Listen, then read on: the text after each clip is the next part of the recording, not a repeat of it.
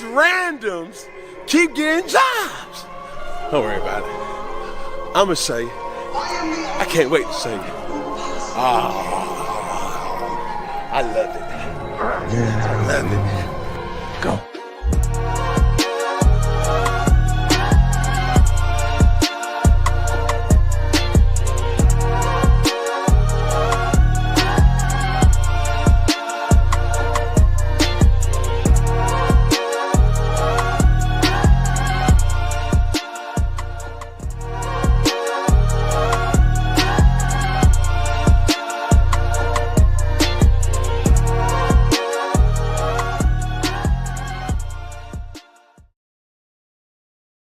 What's going on, ladies and gentlemen, and welcome to the Not Bland Show. Thank you for tuning in, and go ahead, share, like, and subscribe to the Not Bland Show. It'd be greatly appreciated. And, of course, we are brought to you by SportsJourney.com and Everything Nitro, and sponsored by Drag Race Bracket Bonanza. The season is over, but the season will be right back around the corner really quickly. So go ahead, get yourself signed up and get ready for 2025. It's going to be a blast. Drag racing fans, check out Drag Race Bracket Bonanza. It's the free, family-friendly fantasy bracket game. Now, after final qualifying at every national event, you can fill out your bracket for all the pro classes. It's free, easy to click on your picks. If you need some help, just hit the randomizer button to fill in the blanks. It's for fun, stay engaged, and pick your winners today.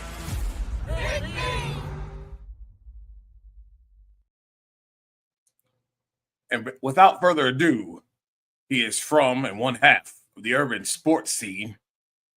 They talk football just like we do, and he's going to help me talk about the NFC South. It's my main man, Ray Rogers. What's going on, baby? What's up, brother? Hey, it's rough over here trying to get in with you, but we made it. So it's good to see you, my dude. How you been? Man, I've been doing good, man, and enjoying this football season. It's been ups and downs, but it's been pretty competitive throughout the league. Oh, 100%. Well, I've been saying all season, and check us out on the Urban Sports Scene, over on the Urban Sports Scene YouTube channel, that is no clear front runner. I mean, Detroit's good, but in the NFC, there's no clear front runner. Kansas City on the AFC side has not looked as strong as in recent years, but we know a lot changes come playoff time. But my point is, Dujane, is anybody's ball game at this point, I feel like. Definitely. And looking at the NFC South, it seems as if we have a two-team race here. And I'll start with your Atlanta Falcons, a team that I really thought at the beginning of the season had a stranglehold on this division, as most of the teams, including themselves, have had some inconsistent moments, but they seem to have the most firepower. And with Kirk Cousins, with that firepower, thought would be a little bit better off. They've hit a bit of a losing streak. They're fourth here after Sunday. Are you losing a little bit of confidence in the Falcons' ability to win this division? Well, what's scary, Dujane, is we knew the Falcons' defense coming into the season had some limitations. The pass rush wasn't as good as what many knew it needed to be. And that's why I was head-scratching that Michael Penix was the draft pick, for the simple fact that the Falcons always sit around dead last in sacks. So Terry Fontenot is definitely responsible for putting this roster together, so he's got to answer some questions. Now, am I concerned? Slightly, only because the defense, like I said, has some limitations, but we knew the offense would be good. The offense typically is good, has been good since the Matt Ryan days, but now the offense is kind of hitting a snag under a guy that you paid a lot of money. So that's the slight concern. However, I think Raheem Morris, for the personnel that he has still done well. It's just he's not going to get the same results like he got in L.A. There's no Aaron Donald on this Atlanta Falcons defense, so there's no catalyst to get these guys going. However, you mentioned the word consistency. The Chargers game, the defense looked like they were turning the corner, so they got to be just more consistent. Sam Darnold can't throw 5 touchdowns under any circumstances, and that's the only concerning part is consistency. And then also offensively, you've always been a pretty good team. Now you're kind of having some challenges, but you still control your destiny, I feel like, because Tampa Bay, they have some difficult games ahead, including this coming week. And I feel like you need to take advantage against the Raiders, and you'll be right back in first place with all your goals in front of you. Yeah, and I felt like, for the most part, this secondary has had some issues with covering on the back end. There's times where the defensive front is really collapsing the pocket, doing what it's supposed to do, forcing the ball out a little bit quicker than necessary, but guys are streaking down the field wide the heck open. And we saw that this was a big part of this Vikings loss. Too many explosive plays for the defense in the secondary, and they look sort of like what we've seen from the Washington Commanders defense in previous years, where guys seem to be confused on the back end. And there's no excuse really for guys like Jesse Bates and the like to be getting torched in the manner that they are. Yeah, and again, that comes back to, I feel like, coaching. And it starts with our head coach. He's got to figure out how to get that fixed, because this is his specialty. He's supposed to fix this defense. And that's a big reason why Arthur Blank wanted to hire him. Jesse Bates is a stud, man. I'm giving him a pass because I feel as though he's been one of the best additions, if not the best addition, free agent acquisition that Atlanta has brought in. And it's going to be ebbs and flows during the season, Dujane. That happens for every team. It's a matter of getting it fixed at the right time. And it's wild because I've been doing some research. 2007, Dujane, the New York Giants win the Super Bowl. They start that season 0-2. They reel off 5 straight wins, and then they have a bad loss to the Cowboys. Tony Romo outplays Eli Manning. Eli Manning throws 2 picks in that game. This is November 11, 2006. And I swear, the Giants fan base like, get rid of him. Defense wasn't playing well. This is Strahan. This is OC. This some Jason Pierre-Paul, some studs up front. Right. And the Giants fan base was complaining, man. But of course, they get hot at the right time. They compete very strongly against the New England Patriots to close the season. Ended up defeating them in the Super Bowl. Patriots are undefeated that year. You can turn it around at the right time, and the time has to be now. It's a must-win game. And the secondary, I still have faith. I still have faith with the guys you brought in. And I still like the guys they have back there. Again, it comes down to scheme, and it comes down to, are you guys putting in the practice time? There's no reason this shouldn't be a get-right week against Aiden O'Connell. Yeah, absolutely. Raiders, not very good team. I also liken this to, everybody wants to throw Kirk under the bus. I get it. Yes, 15 interceptions this year. He's had 8 in his last 5. But we know that he's recovering from that Achilles, and he's not the guy he was in Minnesota as far as his being able to move and get out of the way in the pocket. The pocket hasn't been clean for him. And it's whether it's interior not doing their job and the pocket being collapsed there, or the tackles not consistently doing their job and the pocket being collapsed around him. He's trying to make some plays. And yes, he's had some error throws, but guys also have been dropping the ball a lot in critical moments, critical third downs. Now, we had guys stepped up. Mooney stepped up in this game. Ray McCloud stepped up in this game. Again, I can't for the life of me figure out why Kyle Pitts is inept in this offense. And he seemed to be quite confused in this game.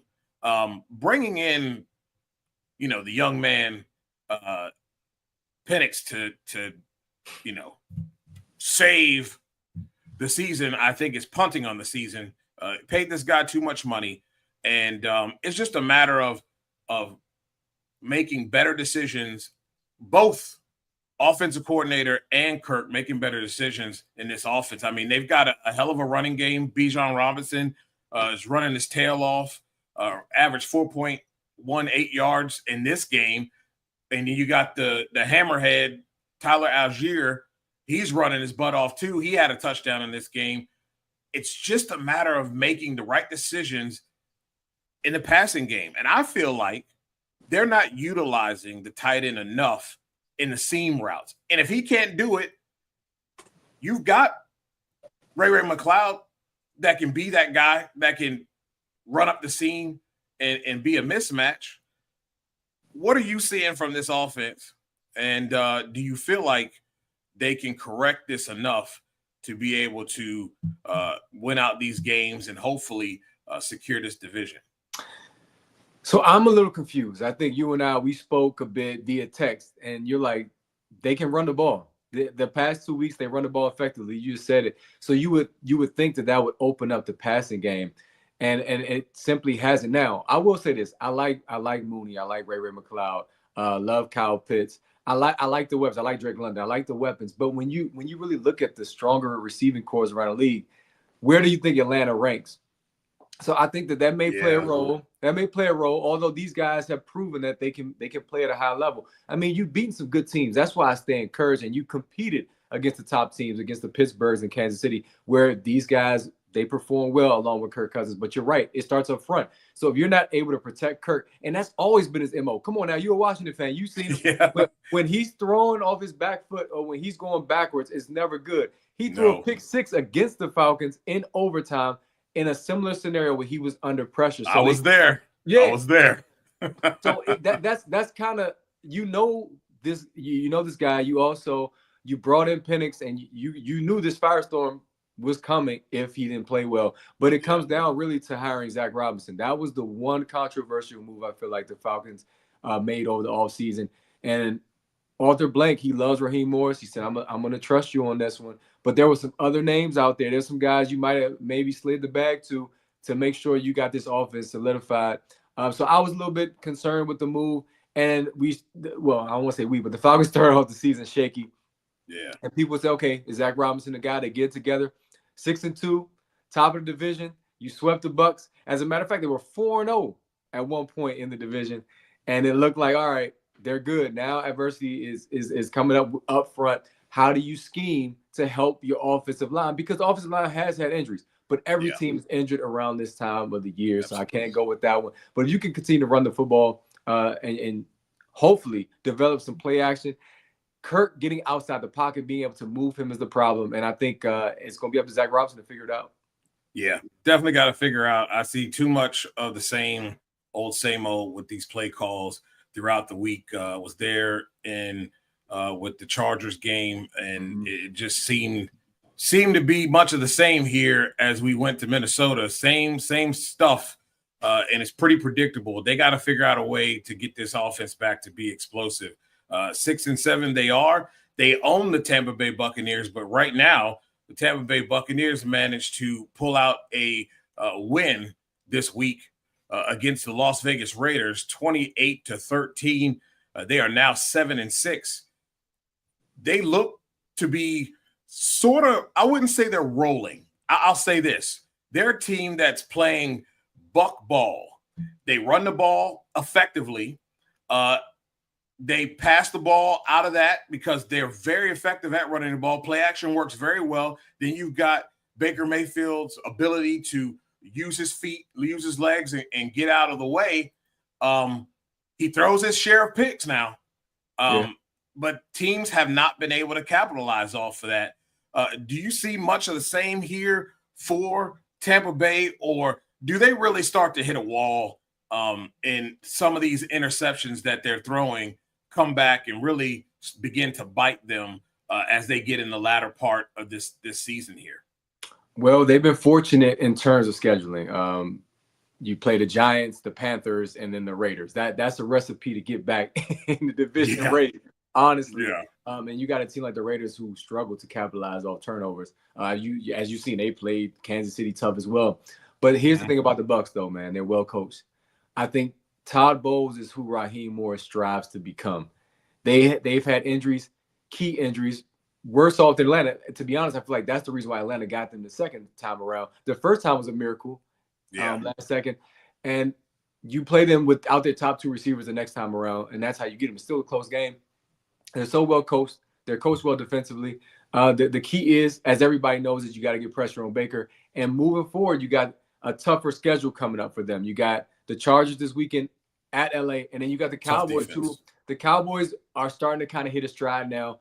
And I think if the Buccaneers continue to have the miscues that you've seen, that you just pointed out in the next 2 weeks, they will not be able to come out with victories. And that will impact, of course, their standing in the NFC South. And hopefully, for my sake, that will propel the Falcons. But scheduling, at times I don't like to look at the schedule. Anything can happen. You already know that. Anything can happen. So, I mean, to be real, they're so well coached, the Buccaneers. I'm just gonna put it out there. They could win the next 2 games. They're totally winnable. But from what you're saying and from what we've seen, I think a team like the Chargers, who just had a loss they're going to regret in the division. Yeah. Close loss, of course. I think they're going to come out and they're going to take out some of that frustration on the Buccaneers, and then it's going to get interesting down the stretch. Yeah. They've had some guys step up. McMillan, along with, having Mike Evans back now, that's a huge help, especially with Godwin gone. They're, again, the three-headed monster. They had Tucker this week break off a couple runs. It wasn't even – Bucky Irvin didn't even have anything to do with the offense. It was Rashid White who carried the load this week. They've got a three-headed monster there. But like you said, and like we've seen with this division, a lot of inconsistency. You think you know this, you think you know the teams 1 week, and then they come out the next week and they look nothing like the dominant play that they had the week before. They go on the road too. Chargers on the road, Dallas on the road. And let's not forget, which a team we'll get to here soon, Carolina Panthers are really on the up and up. And the record doesn't show it, but they are competing their butts off. And 100%. Quarterback play has been a hell of a lot better. You see receiver play being better. Thielen is just having a heck of a second half of this season. So they can't sleep. And really, I'll throw the Saints in there. They're going to be losing. They possibly will be losing their quarterback maybe for the season, but yeah, they are a tough football team. Rizzi has that team playing very well defensively, and that was a defensive win for them. So it is a tough road for them. Again, they cannot afford to tie here. If they tie, the Falcons own them. They swept the season series, and so that is curtains for them. And I don't want to see one team coming out of the South to make it in this playoffs, unfortunately. Yeah, I would agree with that.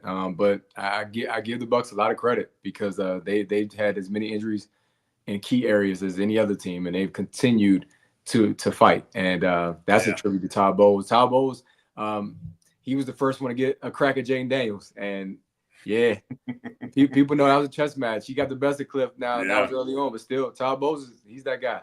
He is, man. I really like what he brings, and long overdue for this success as a coach. But he has his team rolling. And I don't think they're not 100% as far as their pieces there, but he utilizes those pieces very well. The New Orleans Saints now managed to squeak out a little win against the New York Giants, but unfortunately, they lose this man, Derek Carr. Possibly for the season, at least for the Commanders game with a fractured hand.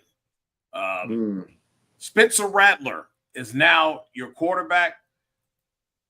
I think there's a possibility that Rattler is not accurate. Let's just say that.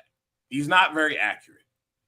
Does have the wheels, has the ability to extend plays, doesn't necessarily have the weapons to do so, and I think the loss of Taysom Hill will affect his success, but it all starts with them running the football.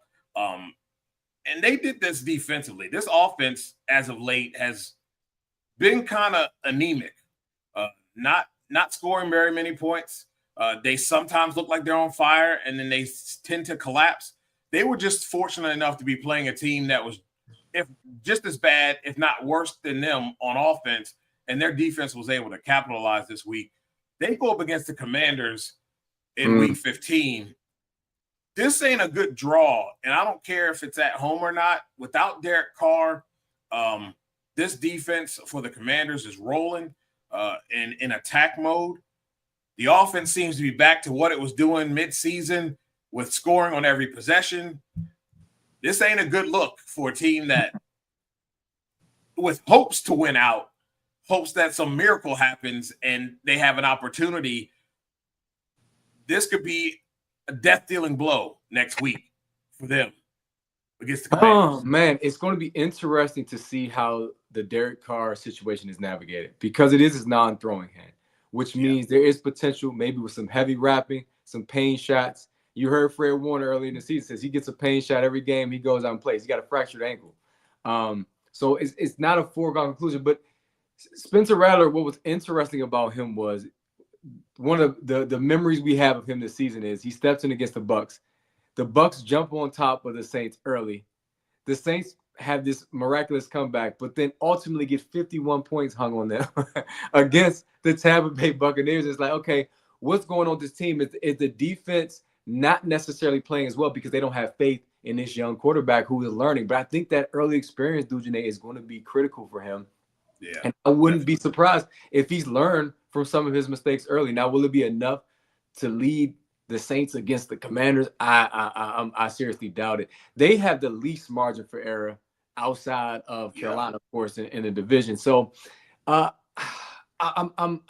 wanting to hope, because I like Spencer Rattler, actually. He kind of has that Jalen Hurts mentality where even when he's knocked down, he lost his spot in college, but he continued to persevere, and he's in the league now, and he's playing meaningful football late, and that's cool. So I like what he does. I just don't know with the injuries they also have, and then defensively they're inconsistent. Their pass rush was not as thorough as I thought it would be. The Giants had so many miscues, including that chippy at the end of that game. So sometimes we classify losses as did the Saints win or did the Giants kind of give that one away? But I don't have much faith that as a team collectively, and then when you talk about the coaching change too, can they rally the ship here this late in the season? I'm going to say I doubt it with the Saints with a rookie quarterback. Yeah, I do too. I always have this mentality of when you make a coaching change like that, you usually get a spark. There's usually a spark, and they would have been able to carry this spark a little bit further than most teams, but it eventually goes back to the way it was. And it's very hard for an interim head coach to, rally the troops, so to speak. I think offensively they're kind of stifled a little bit and limited, especially with the injuries. And defensively, let's be real. They have a lazy linebacker in Chase Young. The other guys don't play necessarily consistent outside of the veteran. Cornerback now, when you lose a guy like Marshawn Lattimore completely, so now you're a little bit weak on that end. Yep. I believe that Kingsbury is going to find a way to gut that defense. And you can't, as much as they were out there in this Giants game, you can't be out there like that with a Commanders team that can run the ball. They have a running quarterback that does it effectively and will gut you if you give him any inkling or any window for his wide receivers. He's going to find a way to get them the ball. I don't have much faith in this team. I thought they took a little bit too long in firing Dennis Allen. You waited too long. You were dead in the water by the time you fired him. And I think if they had fired him sooner, because I really think this was more about Dennis Allen was Ron Rivera, wanting to be the big shot in the room and diminishing his coordinators because he wanted to be the only voice in the room. And we saw that change when he left because the offense went back to what it was doing in the first 2 weeks. But it's just too little too late at this moment. And then with the injuries that they're having across the board, some teams that they're facing now are getting healthy. And they pulled that trigger a little bit too late. Like I said, it's two-team race to me with the Buccaneers and Atlanta Falcons. They're just trying to have a respectable end to the season, really. Yeah, it's going to be interesting, Dujane, to see where they go from here, man. Like you said, they started off the season hot, averaging 45 a game, beat the brakes off the Cowboys. They were my pick to win the division. They were my pick to win the division because it's been a carousel. There hasn't been a team that's won consecutive years. So I'm like, why not it be a team that has an established guy in Derek Carr and have a lot of offensive weapons, Olave. And I'm thinking to myself, defensively, Chase Young, he doesn't. I watched him Sunday, and he gets close, but he can never seem to get a sack. Same thing. Same thing in Washington. Yeah, so I mean, I felt like they had pieces. I thought it was going to be a resurgent year because I am a Chase Young guy. I mean, considering where I'm from. But yeah, I don't know where they go from here. Is what I'm saying. Yeah. That in the offseason, it's going to be interesting to see how they try to redirect this franchise. And with that said, it's a great organization. I think it's a great place to go coach. They do have pieces that the cupboard is not empty. They just need good direction and somebody that can pick up the pieces where Sean has kind of left this void since he's been gone. So it'll be interesting, to see what they do in the offseason. A team that's kind of picked itself up off the mat after being knocked out, stomped on, and kicked is the Carolina Panthers. And no, their record doesn't show it at all. But at the same time, they've been in a lot of games. Took the Chiefs to the wire. Yep. Again, we're in this game here with the Philadelphia Eagles and probably should have won this game. Yep.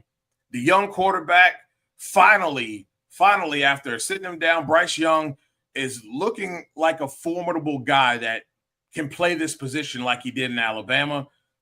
We know that Chuba Hubbard was the guy and was able to run this football, had 26 carries in this game, 92 yards.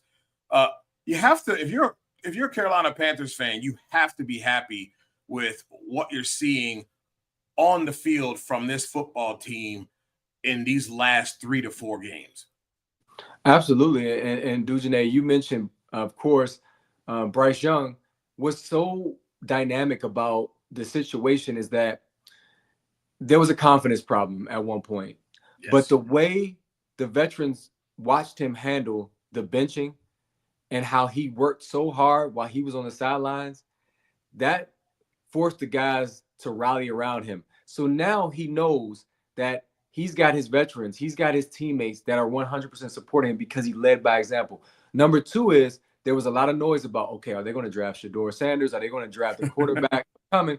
And now internally, from what I'm hearing, the narrative is shifting like, okay, maybe we do have our guy and maybe we can build around him. And he's hearing that and it's giving him all the confidence in the world to play better. But him handling that benching was the biggest piece to this turnaround. Then defensively, they're right there with the Atlanta Falcons, ranked almost dead last in sacks. The last 3 games, though, not so much. Almost 4 sacks a game they're averaging. Currently, in the last 3 games, that ranks 6. I think it's like 3.7 sacks per game in the last 3 games.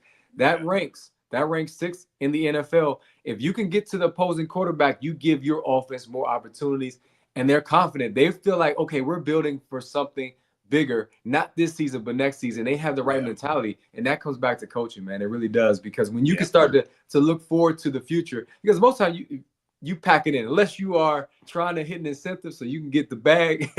You see teams start to tank, so to speak.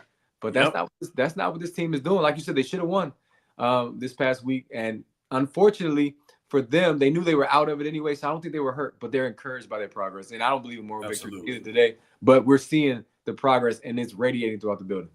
Indeed. You got Xavier Legette. You've got Adam Thielen, who's seemed like he's hit the fountain of youth here all of a sudden. Could we possibly see Travis Hunter be the selection here in Carolina? Ooh, that's what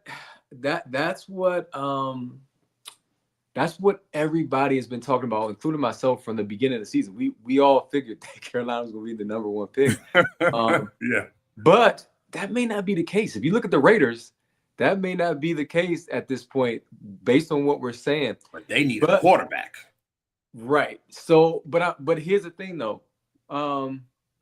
That's a good question, because I would do it, and I would do it for I would place him at a receiver, because I think he could be a number 1 option for Bryce Young. I know that he wants to play both ways. I'm still amongst the old head group that's like, nah, that's not possible. But yeah, I'm not sure if the Panthers' internal discussions right now center around Travis Hunter. I think that's the right move, though, especially for receiver. Yeah, I think so too. Would be big for them. And probably would be definitely a guy who stretched the field. I think it would help out Xavier Legette a lot. Well, I'm going to let you get up out of here, brother. Tell everybody where they can find you at, and where they can find that great show that you guys have, you and Wole at the Urban Sports Team. Well, first of all, Dujane, man, I appreciate you. Thank you for allowing me to come on to your show.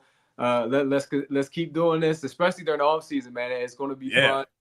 Basketball. We did a basketball show right before the NBA Finals, and Yep. that was dope as well, man. We kind of think alike, so I always enjoy coming on. But you can check us out at Urban Sports Scene. Go to the home of the Urban Sports Scene, urbansportscene.com. Check us out on every social media platform at Urban Sports Scene, Instagram, X. Also, we're on Apple Podcasts. Just search the Urban Sports Scene. And yeah, we're on every Wednesday, 8 p.m. Eastern Time. Shout out to my guy, Wole, who is my co-host. And we talk Commanders, we talk hockey, we talk baseball, we talk everything. Except for drag racing, Dujanay, we're not there yet. But I tell you, man, we're in the wrong business. You see Juan Soto got the bag. I don't know when you're going to talk about that. But, brother, as a Nationals guy, you're a Braves guy, right? I'm a Nationals guy. Okay, we're both Nationals guys. Yeah.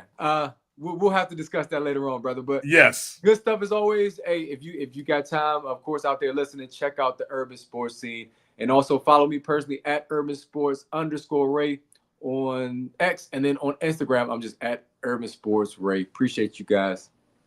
Thanks, Ray. Appreciate you, brother. All right. Have a good night, my friend. Ray Rogers, everybody. And, man, it was great talking NFC South with him. Thought I'd bring you guys a specific NFC South show, being that I do cover the NFC South. You can go and check out all the articles. We will have the Bucs article up tomorrow, our video article up tomorrow, but we do have the Saints and the Falcons up right on sportsjourney.com. You just go to sportsjourney.com and it will be right there on the front page there as we talk about the previous week for both the Saints and the Falcons there. Again, you can come back next week or this Tuesday next week. This Tuesday, we will be talking a little bit about this college football playoff and how it all played out. Who got in, who got left out, and what we think coming into this thing, who's going to win and who's favored to win this national championship. We'll also take a look at NFL top teams as we start to inch closer to the playoff picture, and this playoff picture becomes more clear. So it's going to be a heck of a 4 weeks. I think we got about 4 weeks left of the NFL season, regular season. There's a lot that people are playing for right now. A little bit of a log jam all of a sudden in certain divisions that didn't appear to be as good. And now we have teams vying for division leads and trying to get into these last 3 wild card spots. So it's going to be fun. It's going to be a lot of fun. We're going to talk about that tomorrow. I'm hoping to have a guest for that as well. Not announced yet, but hoping to have a guest for that. Again, thank you so much for tuning in. You guys could do anything, but you're here with us. Appreciate that. If you have not already, go like The Not Bland Show. Subscribe to The Not Bland Show on YouTube. We are also on TikTok, The Not Bland Show on TikTok. Go subscribe there. And man, really appreciate you guys. Appreciate our sponsor, Drag Race Bracket Bonanza, and appreciate those of you who donate to this show. It's greatly appreciated. And it's been used to help further what we're able to bring you here at the Not Bland Show. Well, I'm Dujanay Bland. This has been the Not Bland Show. Good night, everybody.